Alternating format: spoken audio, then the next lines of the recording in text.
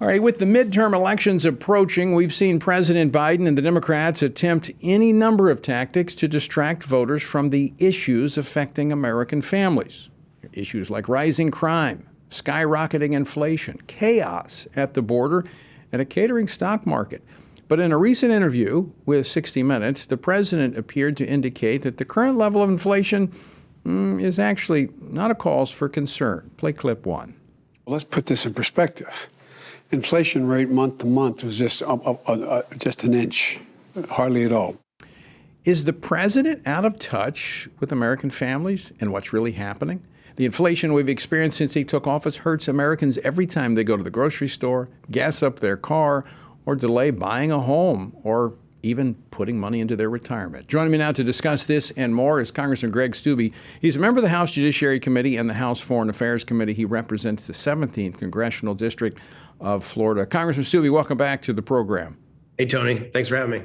So are your constituents, they think inflation's just an inch higher, not a big deal? No, absolutely not. When they're going to the grocery store, when they're going to the supermarket, when they're going to Walmart, when they're going to the gas station or the gas pump. No, it was 8.4% this past month, which is like the largest in 40 years. And he's trying to play off the numbers because it only increased incrementally from the inflationary numbers in July, which was like 8.1, 8.2%. And if you dive down, I read a Wall Street Journal article that was very, very illustrative to these points. If you drill down on some of these inflation numbers, like the base numbers are really, really bad. Groceries, right, eggs, fuel, all these type of things that families rely upon. You're starting to now get warnings about fuel prices in the wintertime as people are going to start to use gas and natural gas to heat their home, that those prices are going to be significant and they're going to be paying more for their utilities at their home. So he's trying to downplay the crisis in America, just like they've downplayed everything. You have their administration saying that the border is closed, when in fact, almost 3 million illegals have been apprehended at the southern border. The Inflation Reduction Act, the president points to that saying, hey, look, we're addressing the issue of inflation, but how can spending $700 billion more dollars, not to mention the potential trillion that comes from the erasure of student debt, how can that in any form or fashion fight inflation when it's putting more money into the economy? Yeah, any basic economist will tell you put more money into the economy, you're going to see inflation. And that is why we are where we are. The Democrats can't help themselves but spend. I've only been in Congress for almost 4 years. When I first got elected, the deficit was at $21 trillion. We're almost at $31 trillion in 4 years. Biden's first bill was a $1.9 trillion spending bill. Then you had the infrastructure package was another $1.2 trillion. And this Inflation Reduction Act did nothing but reduce inflation and dropped another $800 billion on an already inflationary economy. And even their own Democratic advisors, like advisors to President Obama, was saying this is going to increase inflation. And in that act was over $500 billion in Green New Deal type programs, not doing things to help average American citizens. It was to allow rich people to go and buy Teslas and get solar panels and all of these different things that the average American is not doing, because they are living paycheck to paycheck right now, trying to figure out how they're going to be able to put food on the table and pay for medicine and pay for gas all at the same time, because the increase of that has been substantial just since Joe Biden's been president. Congressman Steube, let's shift gears to another topic discussed in this 60 Minutes interview. As the president was talking about inflation, he was also asked a question about the pandemic. He announced that the pandemic was over. Now, a lot of the spending that is being proposed and being advanced by Democrats is based upon this emergency of having to spend. In fact, the justification for the student loan debt forgiveness, which again is upwards of some say $1 trillion, that's all predicated upon this emergency. Yeah, it just goes to show you that they really don't believe the things that they're saying. They're going to say that they're doing all these programs. Like, we still have these protocols on the House floor. As we sit here today, Democrats can proxy vote on the House floor because COVID is still a pandemic, yet the president himself said it's not. You have all of these differing opinions within their own party as to what it is, because they want to use that as a basis to spend more money. And as you said, that was a justification to spend almost $1 trillion of taxpayer dollars to help young Americans who recently graduated from college. Again, these are not the majority of Americans, because the majority of Americans don't have a college degree and aren't young and just recently graduated from college, to pay off their student loans. It's spending and it's spending and it's spending, and it's using our tax dollars to try to pay off individuals with the midterms coming up in the hopes that these individuals will vote for them and not flip the House. Speaking of elections, we've got the midterm elections coming up, and control of the United States Congress, is hanging in the balance. If the Republicans do retake control of the House of Representatives, what do you see as the focus when it comes to working American families by the Republicans? What will they do to address some of these issues? Yeah, and if you look at recent polling on the issues, what do Americans care the most about? Number one is the economy. Who do they trust those people to be able to govern on those issues of the economy? It's Republicans. On crime, it's Republicans. On national defense, it's Republicans. So the issues that Americans care about are issues that they believe Republicans are best suited to handle. We only have to win 5 seats to take the House back, and I believe we do that. And this week, we're issuing a commitment to America that lays out our entire plan to the American people. You elect us to take care of the House and run the House of Representatives. And these are the things that we're going to do, from crime to inflation to spending to defense. You name it, it's all laid out in the commitment to America, and it should be released this week if it hasn't been already. And the American people can Google that and go and see all the different things that we are working on. Yeah, the plan is, I think it'll be released on Friday morning. In fact, I was up on the Hill this morning meeting with Republican leadership just to kind of look over the generalities of the plan going forward. And so they are going to address a lot of these issues. And I think there is going to be a clear contrast between the two parties, their priorities. Of course, you can always look at the two-party platforms. Nothing provides a clearer contrast between the two than those party platforms. Before the break, we were discussing President Biden's comments on 60 Minutes regarding inflation and the pandemic. But he was also asked about Taiwan. I want to play this clip and get your reaction. But would U.S. forces defend the island? Yes, if in fact there was an unprecedented attack. So unlike Ukraine, to be clear, sir, U.S. forces, U.S. men and women, would defend Taiwan in the event of a Chinese invasion? Yes. But it appears the White House is once again walking back the president's statement, saying our policy on Taiwan has not changed. So what are we doing as it pertains to Taiwan? Yeah, the White House has to constantly walk back Joe Biden's statements because they don't connect with what the Democrats want as talking points, like the pandemic is over and we're going to defend Taiwan.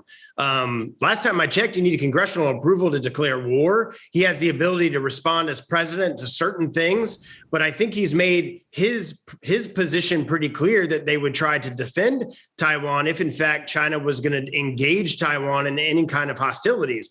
I don't believe, certainly from the people I've talked to in my district, I don't believe the American people support military action, boots on the ground, military service members engaging in Taiwan in defense of an island nation against a much more formidable military force, the Chinese Communist Party, in the Pacific realm, when you have war going on in Eastern Europe at this time, where we're divulging significant assets to the Ukrainians, a total of $40 billion, $15 billion of which was security assistance. Secretary Blinken just recently made public all the list of weapons that we have transferred there. So to be engaged on 2 different fronts and 2 different hemispheres, I think would be very challenging for a military that would be spread out. Well, also, it would be a huge challenge given the state of our military. Are you not concerned with the state of readiness of our military? I mean, they're having a difficult time just meeting their recruitment goals. And that's not surprising when you're forcing vaccines on people that don't want it. I've got a constituent right now who's in an academy and they're telling her they won't even give her a degree after 4 years of going through the academy because she's refusing to take the vaccine. These are the type of things that aren't certainly bringing that Americanism that we need for our service members to volunteer. I certainly would have hesitation to serve under a military commanded by Joe Biden when you've seen what happened in Afghanistan, where to this day, we still have American citizens left behind enemy lines, where we gave up $83 billion worth of military equipment to a globally recognized terrorist organization. I'm pretty sure the Ukrainians would have loved to have that $83 billion worth of military weapons, ammunition, and equipment in Ukraine right now to defend against the Russians. Such decisions like that impact the decisions of our young people to want to serve. And so we're facing recruitment woes. We're facing, they care more about the pronouns and Army regulations, and they care more about gender identity politics in our military than they do about the national defense of our country. I want to go back, Greg, something you said about, because I've gotten the same calls from individuals who are either being discharged from the Guard or other branches of the service because they have not gotten the vaccine. Now that the president has declared that the pandemic is over, not to mention that we have lots of information now saying that the vaccine was ineffective, actually the shot, it's not a vaccine, was ineffective, and even we're now beginning to see more and more health issues related to it. Are you and some of your colleagues jumping on this to defend those members of the military? We've sent letter after letter, and that's why it is so important that we take the House back, because we don't have the ability to do things like subpoena records, to make demands, to pass bills when we're in the minority. Thankfully, there's been a recent federal district court decision, I believe it was in Florida, related to a Marine as it related to the vaccine. And the Marine courts have very quietly pulled back the religious exemptions and allowed for the approval of religious exemptions on the vaccine. Hopefully that goes through all the other branches, but it's taking court action to get to the point where we need to be, because this administration and this DOD ignores Republican calls to not force people to take an experimental vaccine. And if they have religious objections to that, which our Constitution absolutely supports, they're still being forced and to either take it or then being pushed out. And that is why we are facing record recruitment woes. There was like 10,000 National Guard members who are being released from service. Right. We are not in a situation where we're able to take on the threats that face America right now because of the decisions this administration has made. Right. And in fact, we were discussing, I wasn't, but Joseph Backholm was in from me yesterday talking about the Navy has also had court cases which sailors have won on the religious exemption provisions. But I'm wondering if Republicans take control of the House, if they'll be able to take action for all of those who were discharged wrongfully for not taking the vaccine. Any chance that those wrongs could be righted?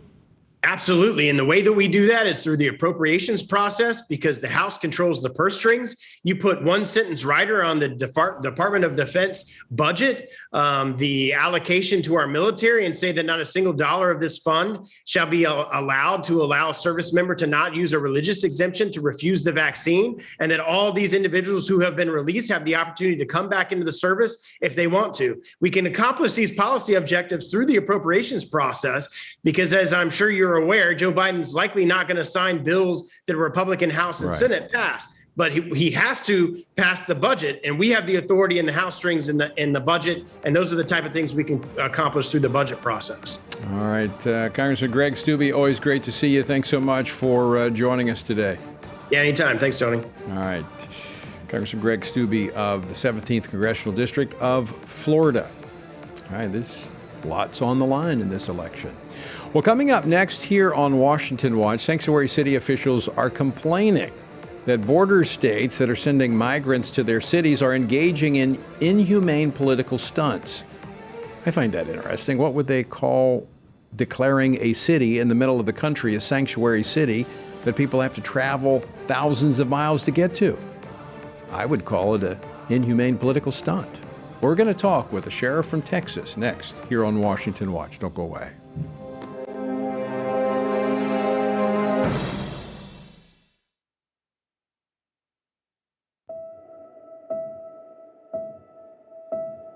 All of us are born with the desire to find truth and meaning. Where did I come from? what happens when I die?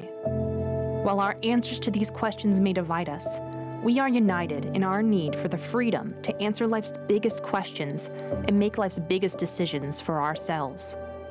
That's why religious freedom matters for everyone.